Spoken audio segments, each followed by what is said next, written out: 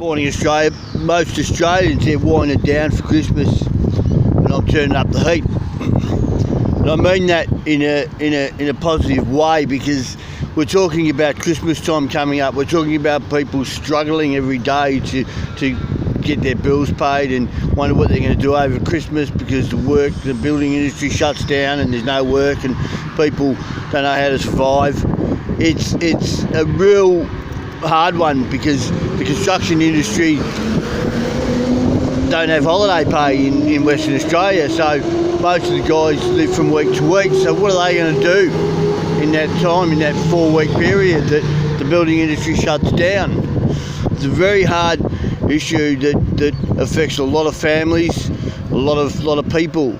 Now, yesterday I called for the government to cut through the red tape and allow people to have an instant access to their superannuation, which would be a positive effect on our economy completely.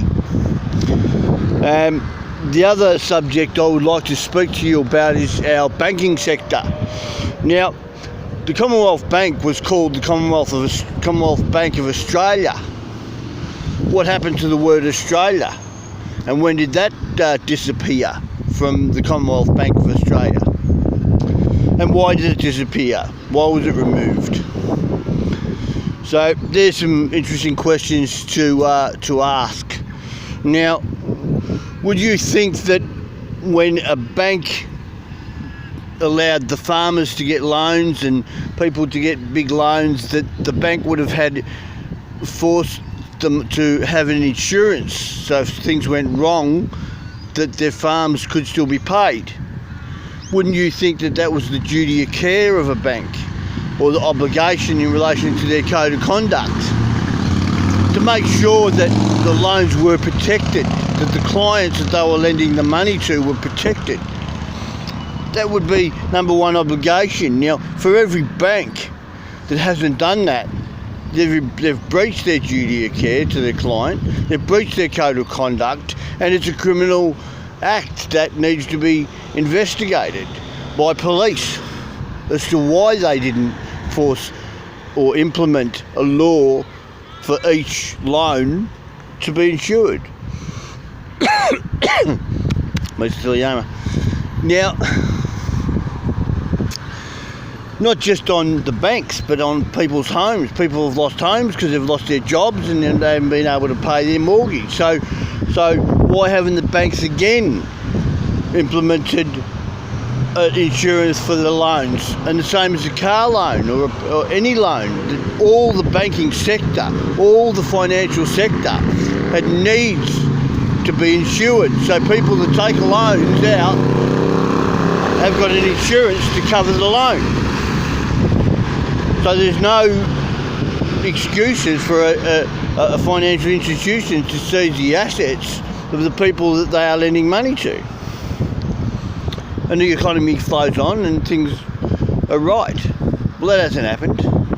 Why that hasn't happened is beyond me.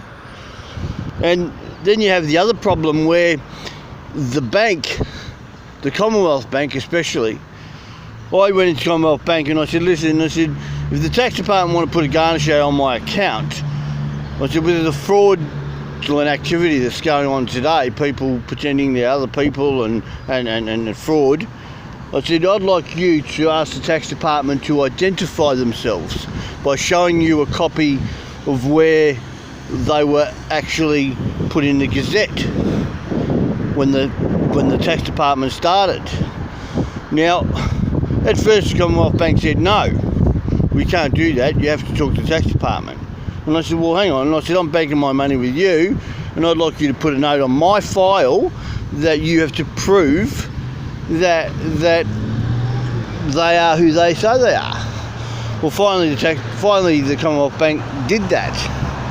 Now, if the tax department was a fraudulent entity, an illegal entity, well then the bank is allowing an illegal entity to take your money. So the bank's responsible for your money.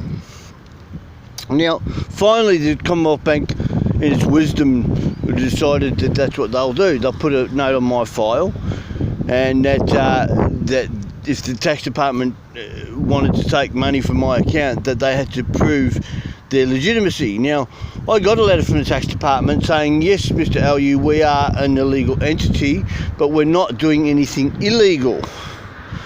Well, why are they an illegal entity operating in this country, representing a government or working for a government, and taking your money and putting it who knows where, because they're admitted they're an illegal entity, but they reckon they're not doing anything illegal. And they also say that they can't be sued. Well, I beg to differ on that one, because they can be sued. I had a tax agent throw defamation at me when she thought I wasn't on the phone and I was listening to the conversation, and the conversation was recorded. So she defamed my character, so I can sue that person that works for the tax department who are responsible for that person. So therefore they can be sued.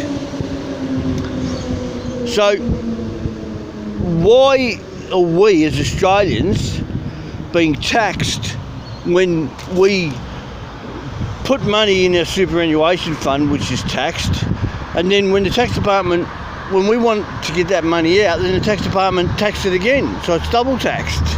Why is that happening? Especially if you sign on the dotted form that you don't want to be a part of their illegal entity. Well, it doesn't say that, but there's a thing there that says, do you want to participate in paying income tax? And you put a little cross on it saying, no, I don't want to be a part of your illegal entity.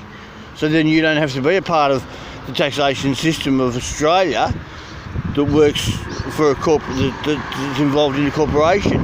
Now, I hope that you understand where I'm going with this, because all that money that the banks have allowed the tax department to take needs to be paid back to the people that, with interest, that it was.